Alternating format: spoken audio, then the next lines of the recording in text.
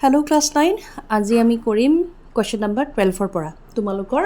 R1 ৰ question number 12 কৈছে কি যে √3 ইকুৱেল 1.732 √2 ইকুৱেল টু 1.414 ধৰি তলৰ ৰাশিৰ আসন্ন মান উলিওৱা ইয়াৰ মানটো আমি ওলাব লাগে তো ইয়াত তোমাৰ কুৱেশ্যন নম্বৰ 11 আৰু 10ত কৰাৰ নিচিনাকৈ যদি এই ধৰণে ৰুট থকা আমি দেখোঁ তো যদি আমাক নিগেটিভ দিয়া থাকে মানে মাইনাছ দিয়া থাকে আমি এটা পজিটিভ অৰ্থাৎ প্লাছ দি পেলা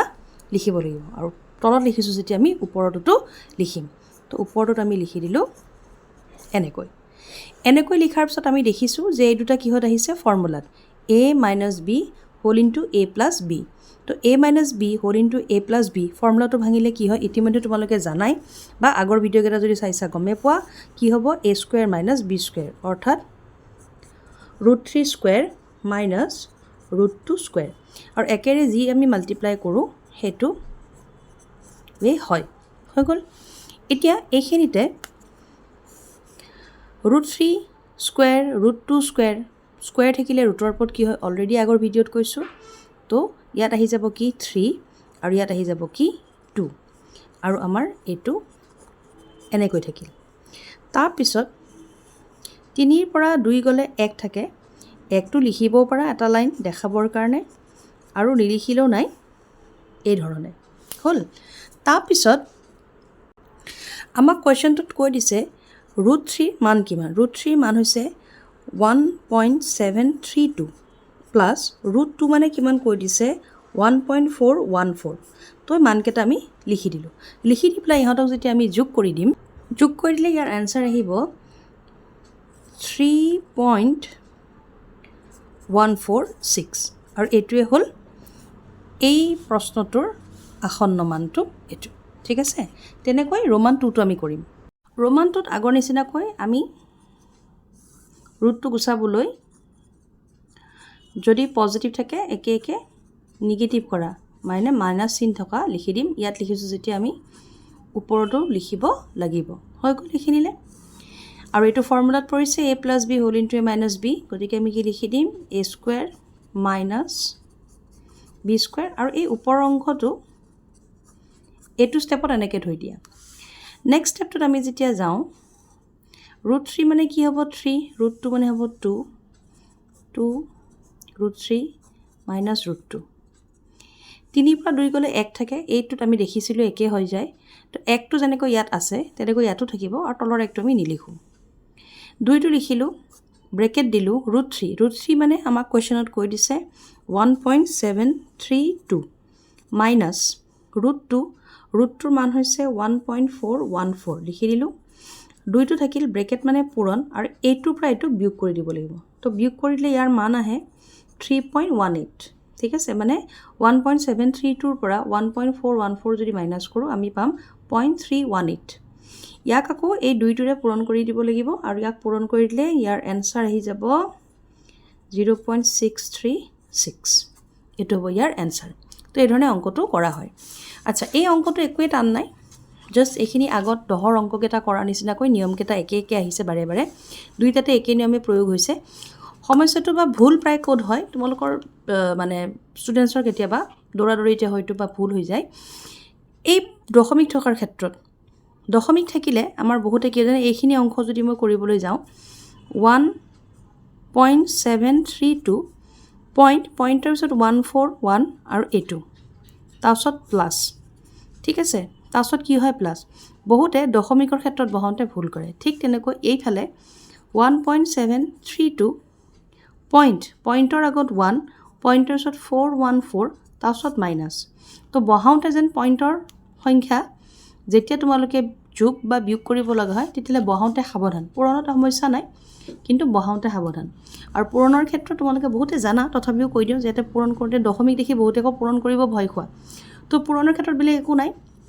যেনেকৈ আমি ইয়াতে ইহঁত এইটোৰ পৰা এইটো বিয়োগ কৰি পেলাই পালোঁ 0.318 এইখিনি বিয়োগ কৰি চাবা গম পাবা এইটো এনচাৰে আহিব 2 দি পূৰণ কৰিব লাগে তো জাষ্ট পূৰণ কৰি দিয়া হৈ গ'ল পূৰণ কৰি দিলোঁ দশমিক কেইটাৰ আগত আছে 1 2 3 বাছ 3টাৰ আগত তুমি বহাই দিয়া তাৰমানে দশমিকৰ ক্ষেত্ৰত কথাটো এইটো এইবোৰ সৰু ক্লাছৰে কথা মনত পেলাই দিছোঁ যেতিয়া আমি যোগ বা বিয়োগ কৰোঁ তেতিয়া দশমিকটো আগতে বহাই দশমিকৰ পিছত থকা কেইটা লিখোঁ মানে দশমিকৰ পিছত থকাবোৰ এইফালৰ পৰা লিখি যাবা তেতিয়া কেতিয়াও ভুল নহয় আৰু দশমিকৰ আগত থকাবোৰ এইফালৰ পৰা লিখি যাবা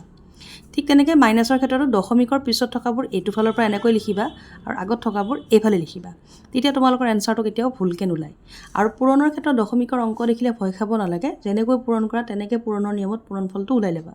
ওলাই উঠি দশমিক কেইটাৰ আগত আছে চাবা চাই পেলাই বাছ বহাই দিবা গণি পেলাই এইফালৰ পৰা অৰ্থাৎ সোঁপক্ষৰ পৰা বাওঁফাললৈ সোঁফালৰ পৰা বাওঁফাললৈ গৈ পেলাই বহাই দিলে হ'ল আৰু তোমাৰ এনচাৰটো আহি যাব কুৱেশ্যন নম্বৰ 13 হৰণ কাৰ্য নকৰাকৈ তলৰ পৰিমেয় সংখ্যাবোৰক দশমিকত প্ৰকাশ কৰা আচ্ছা ইয়াৰ যিকেইটা অংক দিয়া আছে খুবেই সহজ আচলতে প্ৰথম যিটো আছে সেইটোতো একেবাৰে সহজ বাৰু হৰণ নকৰাকৈ যদি দশমিকত প্ৰকাশ কৰিবলৈকে কি কৰিব পৰা যায় মনত ৰাখিবা হৰণ নকৰাকৈ যদি দশমিকত প্ৰকাশ কৰিব লাগে তেতিয়াহ'লে কি কৰিব লাগে ভগ্নাংশ এটাৰ হৰ আৰু লব যে থাকে এই হৰটোক আমি সদায় হয় 10 হয় 100 হয় 1000 বা 10000 বা এনেকুৱা ধৰণে নিবলৈ চেষ্টা কৰিব লাগে হ'ল এইখিনি মানে এইটো একদম ইজি ৱেত কৈছোঁ ঠিক আছে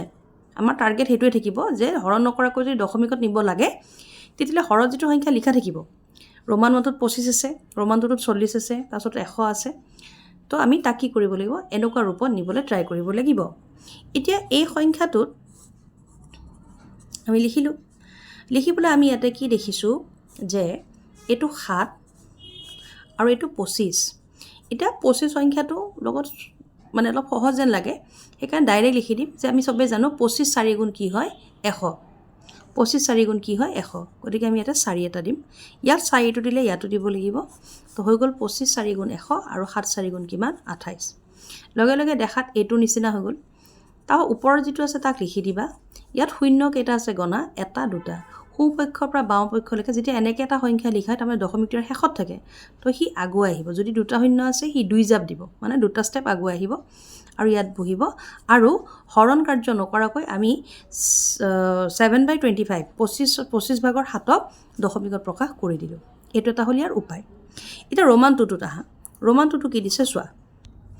ৰোমান 2ৰ যিটো কুৱেশ্যন দিছে তাতে আছে 40 এতিয়া 40ৰ ক্ষেত্ৰত কি হ'ল পুতুককৈ বিচাৰি নাপাওঁ 40ৰ লগত কি পূৰণ কৰিলে 40টো 10তকৈ ডাঙৰ গতিকে 40ৰ লগত কি পূৰণ কৰিলে 100 বা 1000 বা 10000 কি হ'ব পুতুককৈ বিচাৰি নাপাওঁ তেনে ক্ষেত্ৰত কি কৰিবা সেইটো দেখাইছোঁ চোৱা 40 আছে প্ৰথমতে কি কৰিবা যিটো সংখ্যা দিয়া আছে তাক যদি ভাঙি দিব পাৰা দহকৰ ঘৰত ভাঙি দিবা তাৰমানে যিটো 40 আছে তাক মই এনেকৈও লিখিব পাৰোঁ বোলে 4 পূৰণ এইটো কাটি দিলোঁ দেই 4 পূৰণ 10 লিখি দিলোঁ তাৰমানে 40 হ'ল 4 পূৰণ 10 মানে কি হ'ল 40 হ'ল এটা 10 ওলাই আনিলোঁ তাৰপিছত এই 40ৰ যিটো 4 আছে এই 4টোক যদি মই আকৌ ভাঙি দিওঁ মানে 4 জেগাত মই দুটা 2 লিখি দিওঁ ভুলটো নহয় কাৰণ 2 দুগুণ কিমান হয় 4 হ'ল এতিয়া এই 10টো আছে লিখি দিলোঁ হ'ল ইয়াতে ফ্ৰণ্টত 40 আছিল 40 লিখিছোঁ বাছ লিখা ধৰণটো চেঞ্জ কৰি দিছোঁ তোমালোকে ডাইৰেক্ট এইটো ষ্টেপৰ পৰা লিখিব পাৰা 2 পূৰণ 10 এনেকৈও লিখি দিব পাৰা ওপৰ 3টো আহি আছে এতিয়া আমি কি কৰিব লাগিব যেনেকৈ এই অংকটো কৰোঁতে আমি 25ৰ লগত 4 গুণ দি পেলাই 100 কৰিছিলোঁ তেনেকৈ এই সংখ্যাকেইটাৰ লগত কি বা কৰি বা কিবা পূৰণ দি এই দুইকেইটাকো দহকৰ ঘৰলৈ নিব পাৰোঁ নেকি আমি চাব লাগে তেনে 2 লগত যদি মই এটা 5 দি দিওঁ তেতিয়াহ'লে কি হ'ব 5 দুগুণ 10 আকৌ এই 2টোৰ লগত যদি মই এটা 5 দি দিওঁ তেতিয়াও কিমান হ'ব 5 দুগুণ অৰ্থাৎ গোটেইকেইটাই 10 হ'ল 2 5 গুণ 10 2 5 গুণ 10 আৰু এটা 10 অলৰেডি আছে তো এইখিনি এতিয়া মই যদি ভাঙি দিওঁ তেতিয়াহ'লে আমাৰ ইয়াত কিমান আহিব জানানে চোৱা ইয়াত হ'ব এই 2টোৰ 5টো মিলি পেলা 10 এই 2টোৰ 5টো মিলি পেলা 10 আৰু এই 10টো অলৰেডি আছে অৰ্থাৎ কিমান হ'ব আমাৰ ওচৰত হ'ব 1000 কিমান হ'ল 1000 আৰু ওপৰত কি থাকিল 3টো হ'ল এতিয়া প্ৰব্লেমটো কি হ'ল চোৱা এই 2টো এই 4টোৰ পৰা আহিছে 4টো 40ৰ পৰা আহিছে এই 2টো এই 4টোৰ পৰা আহিছে 4টো 40ৰ পৰা আহিছে এই 10টো এই 40টোৰ পৰা আমি পাইছোঁ কিন্তু এই 5 দুটাক আমি নিজে দিছোঁ ইয়াতটো নাছিলে গতিকে আমি তাক কি কৰিব লাগিব ওপৰত দিব লাগিব যি ধৰণে ইয়াতে 4টো আমি নিজে দিয়া কাৰণে ওপৰত দিলো তেনেকৈ 5টোক আমি ওপৰত দিব লাগিব এতিয়া এখিনি যদি আমি পূৰণ কৰিতে কি হ'ব 5 5 গুণ 25 25 3 গুণ কিমান হৈ যাব 75 অৰ্থাৎ 3টো সলনি হৈ পেলাই কিমান হৈ গ'ল আমাৰ 75 আমি এতিয়া 75 টো 75 টো লিখিলো তে আগৰ নিচিনাকৈ দশমিক নেদেখিলে ক'ত থাকে হি পিছত ইয়াত কেইটা শূন্য আছে 3টা এটা দুটা 3টা গতিকে 3 জাপ বা 3টা ষ্টেপ আগুৱাই আহিব সোঁ পক্ষৰ পৰা বা সোঁ ফালৰ পৰা বাওঁ ফাললৈ তো 1 2 আৰুটো নাই এটা শূন্য দিম 3 দশমিক আৰু এইটো অৰ্থাৎ এই সংখ্যাটো 40 ভাগৰ 3 3/40 দশমিক প্ৰকাশটো হৈছে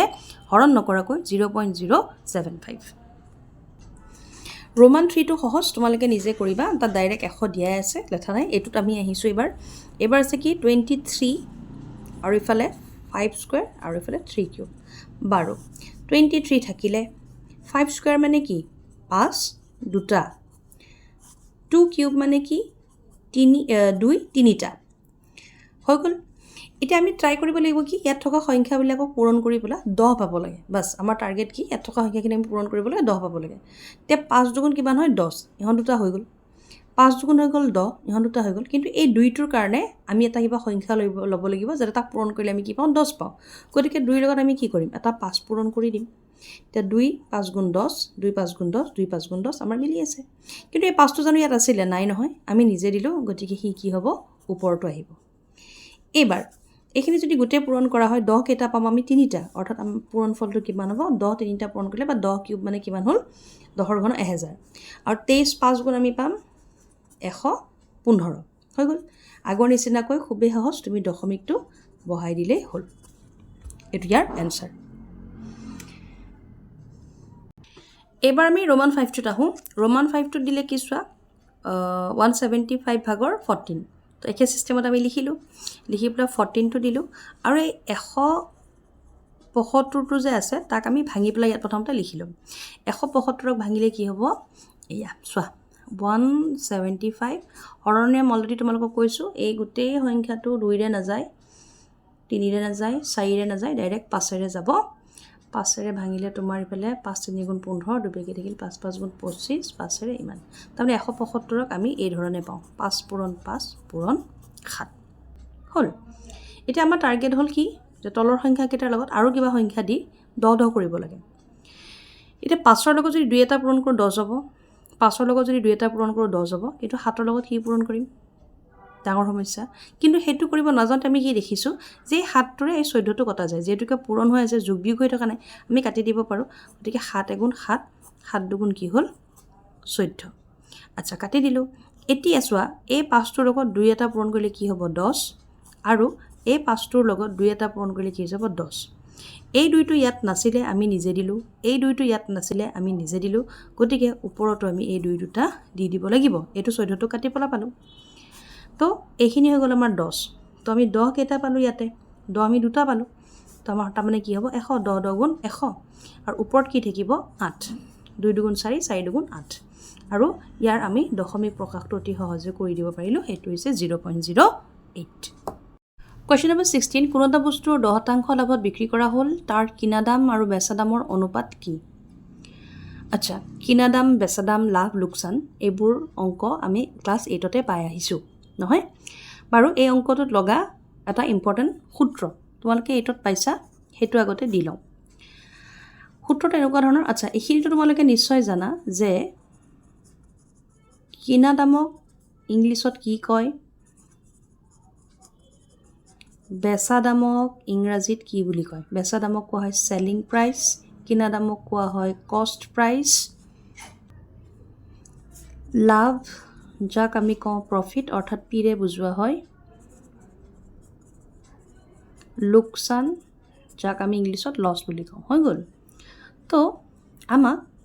ইয়াৰে যিকোনো এটা যদি উলাব লগা হয়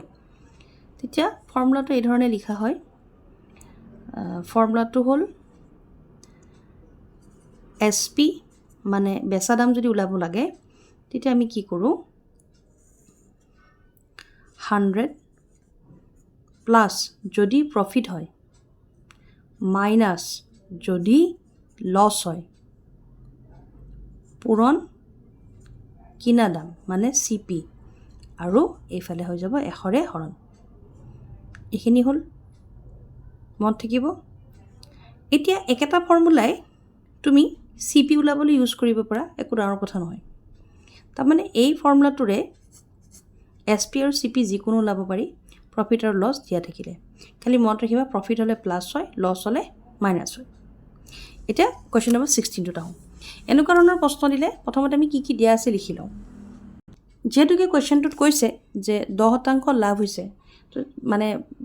আসল দামটো কোৱা নাই কিনা বা বেচা গতিকে আমি শতকৰা হিচাপত দিয়া থাকিলে 100টোকে মূলবুৰি বা ধৰি লওঁ 100 ধৰি পেলাই আমি ক্যালকুলেশনছখিনি কৰোঁ সেইকাৰণে আমি ধৰিলোঁ যে বস্তুটোৰ কি হ'ব কিনা দাম 100 আৰু 10% লাভ হয় বুলি কৈছে 10% লাভ হয় গতিকে নিশ্চয় বস্তুটো 110 টকাত বিক্ৰী হ'ব ধৰা হ'ল কিনা দাম CP 100 টকা শতকৰা লাভ প্ৰফিট পাৰ্চেণ্ট 10% হৈ গ'ল এতিয়া এই ফৰ্মুলাটোক আমি ইউজ কৰিম ইয়াতে আমি জানো বুলি লিখিব পাৰা এটাকে দি লিখিলোঁ SP ওলাব লাগিব কাৰণ কিনা দামটো আমি 100 বুলি ধৰি লৈছোঁ শতকৰা লাভ 10 টকা মানে 100 টকা 10 টকা লাভ হোৱাৰ কাৰণে যোগ 10% ইফালে 100 আৰু এইটো হ'ল কিনা দামটো CP টো কিমান হ'ল 10 তো এইখিনি যদি ক্যালকুলেশন কৰোঁ ইয়াত হ'ব 110 ইয়াত হ'ব 100 আৰু ইয়াত হ'ব 100 এই 100 টোৰ 100 কেনসেল যাব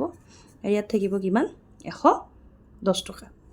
এতিয়া আমাক এইটো ওলাবটো দিয়া নাই আমাক কৈছে কি কিনা দাম আৰু বেচা দামৰ অনুপাত কিনা দামটো আমি 100 বুলি ধৰিয়ে লৈছোঁ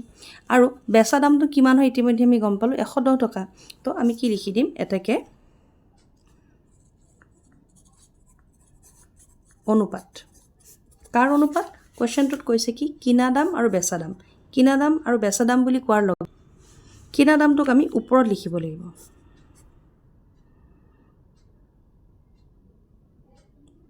বেচা দামটো 110 হ'ল কিনা দামটো এইটো হ'ব তেটো কেনসেল গ'ল আৰু ইয়াত থাকিব 11:10 আৰু এইটোৱে হ'ল আমাৰ এনসাৰ কোৱেশ্চন নম্বৰ 17 ত কৈছে কি যে 30টা কণীৰ কিনা দাম 20টা কণীৰ বেচা দামৰ সমান শতকৰা লাভৰ হাৰ কি এই অংকটো কৰোঁতে আমাৰ যদি প্ৰশ্নটো আমি চাওঁ দেখিম ইয়াত কণীৰ দামটো পোৱা নাই গতিকে আমি ধৰি ল'ম এটা কণীৰ দাম আমি প্ৰথমতে ধৰি ল'ম তো লিখিব লাগিব যে ধৰা হ'ল বুলি লিখিব লাগিব আমি লিখিছোঁ কি ধৰা হ'ল এটা কণীৰ বেচা দাম 1 টকা এটা কণীৰ বেচা দাম কিমান 1 টকা তে 30টা কণী যদি বিক্ৰী কৰা হয় তে 30টা কণী কিমান দাম হ'ব যদি 1 টকাকৈ 30 টকা হ'ব আমি লিখিম কি বোলে 30টা কণীৰ বেচা দাম সমান 30 টকা হৈ গ'ল ইয়ালে 30টা কণীৰ বেচা দাম 30 টকা কিন্তু কোৱেশ্চনটো তোমালোকে চোৱা কোৱেশ্চনটোত কৈছে কি যে 30টা কণীৰ কিনা দাম 20টা কণীৰ বেচা দামৰ সমান তাৰমানে 20টা কণী বেচোতে যিমান টকা হ'ল 1 টকাকৈ ধৰিলে 20 টকা হ'ব তে 30টা কণীৰ দাম একচুৱেলি কিমান হৈছে 20 টকা আমি লিখিম কি যে 30টা কণীৰ কিনা দাম সমান 20 টকা কি ক'ব খুজিছোঁ বুজিছানে আমি কণী এটাৰ দাম 1 টকা বুলি ধৰিলোঁ তে 30টা কণীৰ বেচা দাম 30 টকা হ'ল কিন্তু কোৱেশ্চনটোত কৈছে যে 30টা কণীৰ যিটো কিনা দাম আছিলে সেইটো 20টা কণী বেচা দামৰ লগত সমান তে 20টা 1 টকাকৈ যদি ধৰো 20টা কণী কেই টকাত বিক্ৰী কৰিব 20 টকাত তাৰমানে 30টা কণীৰ কিনা দামটো কিমান হ'ব 20 টকা আৰু এইটো লিখা পিছত আমি কি দেখিলোঁ চোৱা বেচা দাম দোকানীজনে 30টা কণী 30 টকাত বিক্ৰী কৰিছে আৰু সেই একে 30টা কণী কিনিছিলে কিন্তু 20 টকাত তাৰমানে কিনা দামতকৈ তেওঁৰ বেচা দামটো বেছি অৰ্থাৎ তেওঁৰ কি হৈছে লাভ হৈছে তো আমি কি লিখিম এটাকে লাভ কিমান হ'ব সমান 10 টকা তেওঁৰ লাভ কিমান হৈছে 10 টকা হ'ল ইয়ালে আৰু প্ৰশ্নটোত আমাক কৈছে লাভৰ শতকৰা হাৰ কি যদি লাভ হৈছে শতকৰা হাৰত আমি লাভটো ওলাব লাগে তো লাভ আমি দেখিছোঁ 10 টকা হৈছে এটা শতকৰা লাভ ওলোৱা সিস্টেমটো তোমালোকে জানাই ক্লাছ 8 ৰ এইবিলাক বস্তু হয় আৰু অলপ আগতে আমি কোৱেশ্চন নম্বৰ 14 15 ৰ শতকৰা প্ৰকাশ কৰিবৰ কাৰণে কি কৰিছিলোঁ তাতো অলপমান নিয়ম আছে গতিকে লাভৰ শতকৰা তলত লিখা হয় কিনা দাম আছিলে আমাৰ কিমান 20 টকা লাভ হ'ল কিমান 10 টকা শতকৰাৰ কাৰণে কি আহিব 100 তাৰপিছত 20 গুণ 20, 20 5 গুণ 100 আৰু ইফালে 10 5 গুণ 50, অৰ্থাৎ শতকৰা লাভ কিমান 50%, তেখেতৰ প্ৰফিট হৈছে দোকানীজনৰ। কুৱেশ্যন নম্বৰ 19, টকাত 4টাকৈ নেমু কিনি 20% লাভত বিক্ৰী কৰিলে এটা নেমুৰ বিক্ৰী মূল্য কিমান? টকাত মানে এটকাত, 1 টকাত নেমু কিনিছে কেইটা? 4টা নেমুৰ দাম কিমান? 1 টকা। আৰু 20% লাভত বিক্ৰী কৰিলে, তেতিয়াহ'লে এটা নেমুৰ দাম কিমান হ'ব? ইয়াত চোৱা, নেমু ধৰি লোৱা 1 2 3 4টা, এই 4টা হ'ল নেমু টেঙা। এই 4টা নেমু মানুহ এজনে বা দোকানীজনে 1 টকাত কিনিছে। তোমালোকে অতি সহজে ক'ব পাৰিবা, যদি আমি সৰু বাচ্চা নিচিনাকৈ ভাঙি চাওঁ, তাৰমানে এটা নেমুৰ দাম কিমান হ'ব? এটা নেমুৰ দাম হ'ব 25 পইচাকৈ, হয়নে নহয়? এটা নেমুৰ দাম কিমান হ'ব? 25 পইচা, তেতিয়াহে টকা হ'ব। এটা নেমুৰ দাম 25 পইচা আমি গম পালোঁ, মানে আমি যদি নিজৰ মানে হিচাপত ভাঙিলোঁ, এটা নেমুৰ দাম কিমান? 25 পইচা। এতিয়া কৈছে কি 20% লাভ, তাৰমানে হয়তো তুমি 1 টকাটো লৈ ধৰিব পাৰা, নহ'লে এটা নেমুটো তুমি 20% লাভ বুলি ধৰিব পাৰা। এটা নেমু যদি 20% লাভ হয়, তেতিয়াহ'লে মানুহজনে 1 টকাত 4টা নেমু কিনিল। দোকানীজনে, এতিয়া কোনোবা এজন মানুহে কিনিবলৈ আহিল, ভাবি চোৱা, কোনোবা এজন মানুহে কিনিবলৈ আহিল তেওঁৰ পৰা, কাষ্টমাৰ এজনে,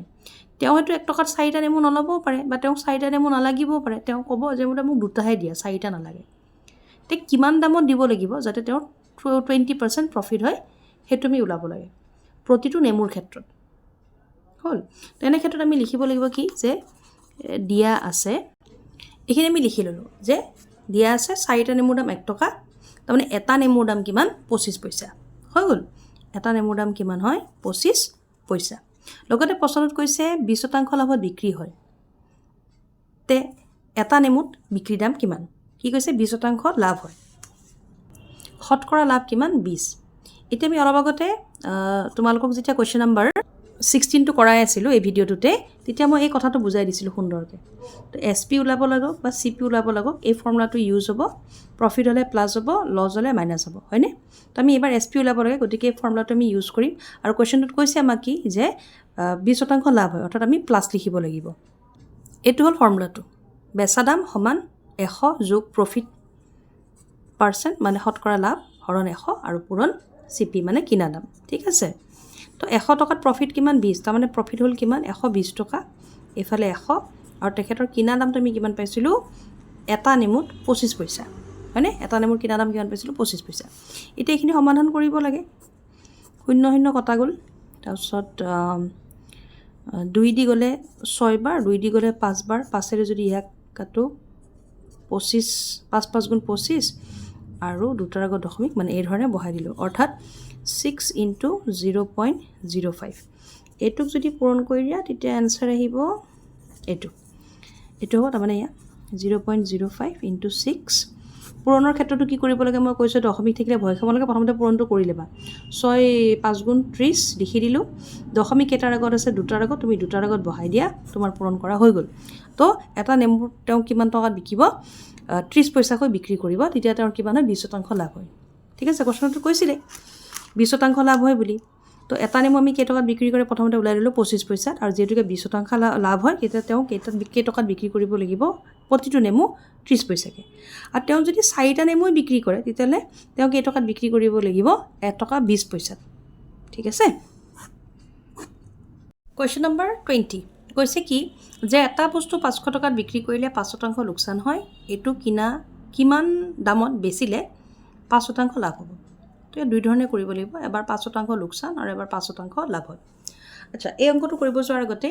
তোমালোকক কুৱেশ্যন নম্বৰ 16টো পঢ়াওঁতে মই SP যদি ওলাব লাগে, চেলিং প্ৰাইচ, তেতিয়া ফৰ্মুলাটো কি কৈছিলোঁ? 100 যদি লাভ হয় প্লাছ P, প্ৰফিট যিমান হয়, যদি লছ হয় মাইনাছ L, কিমান লছ হ'লে এইটো লিখিব লাগে। তলত 100টা লিখা হয়, আৰু তাক CPৰে পূৰণ কৰি দিব লাগে, যদি আমাক SP ওলাব দিয়ে। এই কুৱেশ্যনটোত আমাক কিন্তু CP ওলাব লাগিব। হ'ল, CP ওলাবৰ সময়ত বেলেগ একো নাই, এই ফৰ্মুলাটো ওলটি যায়, 100টো ওপৰত আহে, বাকী একে কণ্ডিশ্যন, প্ৰফিট হ'লে প্লাছ, লছ হ'লে মাইনাছ, আৰু এইফালে SPটো পূৰণ হৈ যায়। ঠিক আছে, এইডাল হৰণৰ চিন নহয় দেই, এইডাল মানে হয় প্ৰফিট হ'লে প্লাছ, লছ হ'লে মাইনাছ, সেইটোহে বুজাইছোঁ। হৈ গ'ল। তো ইয়াত আমাক এইটো ফৰ্মুলা ইউজ কৰিব লাগিব আৰু এইটো ফৰ্মুলাৰ আমাৰ ইয়াতে ইউজ হ'ব। তো প্ৰথমতে আমি লিখি দিওঁ কি দিয়া আছে। এইখিনি আমি লিখি ল'লোঁ। দিয়া আছে SP 500, শতকৰা লাভ 5%, CPৰ ফৰ্মুলাটো দিয়ে থৈছোঁ, গতিকে ডাইৰেক্ট আমি লিখি দিম। ওপৰত হ'ব 100 যিহেতুকে লাভ হৈছে, তলত হ'ব 100 যোগ 5 অৰ্থাৎ 105 আৰু ইয়াত আহি যাব আমাৰ 500 হ'ল। এইখিনি কেঞ্চেলেশ্যন কৰিবা, এইখিনি কটাকটি কৰিবা, এইখিনি কাটাকাটি কৰি ল'ব পাৰি। আচ্ছা, এইটো লাভ নহয় দেই, এইটো লোকচান 5%। তো 100ৰ পৰা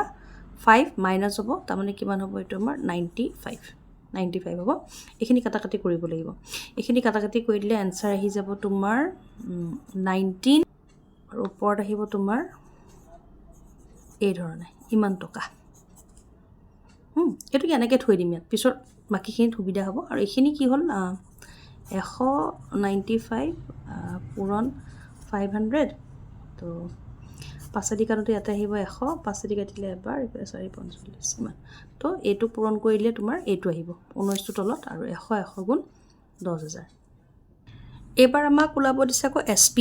তো SPৰ ফৰ্মুলাটো আমি অলৰেডি প্ৰয়োগ কৰিলে দুবাৰ আৰু এইটো ফৰ্মুলা হ'ব। আৰু এইবাৰ কিন্তু লাভ আছে দেই, এইবাৰ লাভ আছে, ইয়াত ভুল হৈছিলে, লাভ আছে, গতিকে 5টো কি হ'ব, প্লাছ হ'ব। ইয়াত মাইনাছ হৈ গ'ল, এইবাৰ প্লাছ হ'ব, মানে 105 হ'ব। তো এতেকে SP ইকুৱেল টু 105,